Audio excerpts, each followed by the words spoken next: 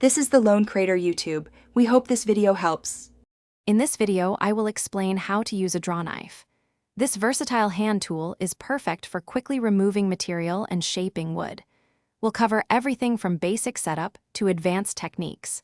Understanding its design, with a sharp blade and two handles, is your first step. You'll learn how to hold it correctly and position your body for maximum control and safety. Before you begin, safety is paramount. Always protect your eyes with safety glasses and your hands with sturdy gloves. Next, firmly secure your wood. Whether in a woodworking vise or clamped to a workbench, a stable piece is crucial for control and preventing accidents. Finally, a sharp blade is not just more effective, it's safer, requiring less force and reducing the chance of slips. Now for the technique. Hold the draw knife with both hands and use a controlled pulling motion, drawing the blade towards your body. The angle at which you hold the blade against the wood directly impacts the depth of your cut. A shallower angle removes less material. Always work with the wood grain to achieve smooth, consistent shavings and avoid tear out.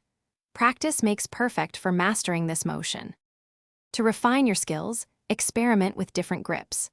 A two-handed grip is common, but a one-handed grip can offer more finesse for detailed work like chamfering edges. Remember, a sharp tool is a joy to use, so regularly hone and sharpen your draw knife. Finally, always store your draw knife with a blade guard to protect both the edge and yourself from accidental cuts. Thanks for watching. Consider subscribing if we helped you.